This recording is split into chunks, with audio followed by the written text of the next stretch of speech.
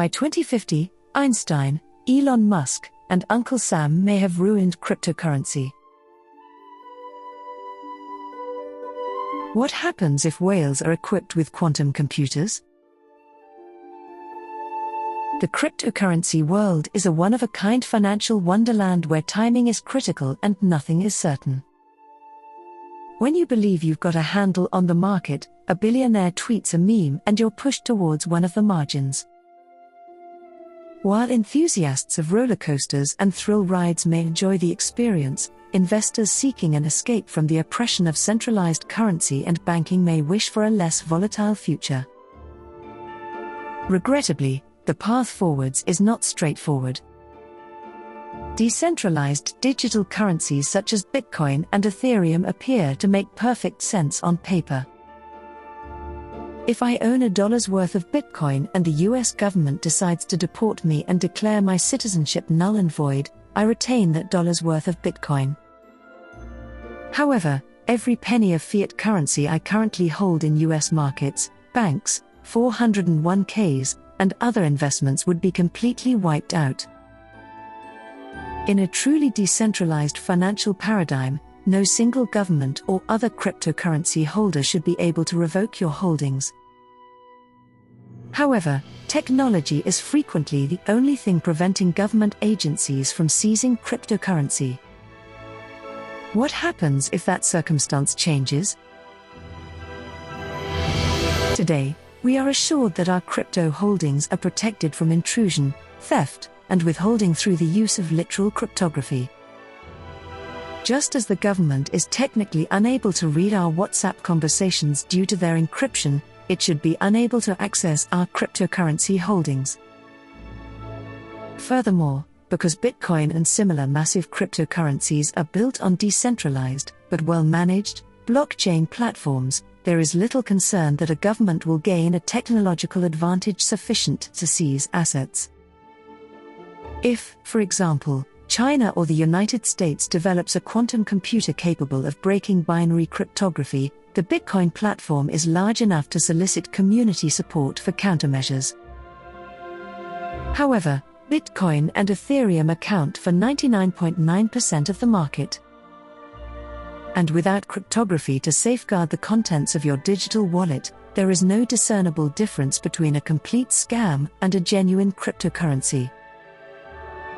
If a cryptocurrency is unable to withstand quantum computing attacks from the IRS, FBI, Department of Defense, China's military ministry, and any other entity capable of financing and building a quantum computer, the cryptocurrency's future may be bleak.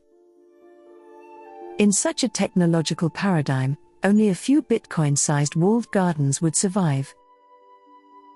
While detractors may point out that quantum computing is still in its infancy, those detractors may not be up to date on the state of the technology. It does not appear to be a significant gamble to speculate that useful quantum cryptography systems could be fully operational by 2050. If governments can seize cryptocurrency with even greater ease than they can physically seize people's cash or freeze their fiat accounts, this will be a problem for people who hold crypto solely for its decentralized nature. The issue is that when only a few cryptocurrencies are available, whales theoretically gain an even greater advantage by effectively becoming the house. Elon Musk, for example, can currently sway entire crypto markets with a single tweet due to the strength of his position and popularity among crypto enthusiasts. However, there is some degree of equilibrium in today's market. For every Dogecoin riding the emotional wave created by Elon Musk, there are hundreds of other equally legitimate cryptocurrencies vying for a piece of the next whale's heart and social media feed. That may seem flippant, but if you're one of the countless individuals who've converted their spare change into Lambo money using nothing more than a couple $100, a cryptocurrency trading app, and a Reddit account, you probably don't care. The point is that the current crypto market creates such an illusion of choice that, as long as investors are only interested in short-term financial gain, there is plenty of money to be made by everyone, whether they are guppies or whales. However, the imminent addition of quantum computers to government agencies has the potential to alter everything. Cryptocurrency holdings currently account for more than 90% of the total funds seized by the IRS in 2020, and the agency anticipates the percentage to increase in the fiscal year 2021 to 2022. We can logically assume that countries such as India, where an outright ban on public cryptocurrencies is currently being considered, and China, where all cryptocurrency activities are currently prohibited, would seize cryptoassets wherever and whenever possible. If only the world's largest cryptocurrencies can withstand government seizure and corporate manipulation, even decentralized coins will become artificially centralized in a marginalized market. When Einstein coined the phrase spooky action at a distance, he was referring to quantum physics' strange machinations. However, the sentiment holds true for cryptocurrency as well. It's difficult to envision the next 5 minutes for the majority of coins.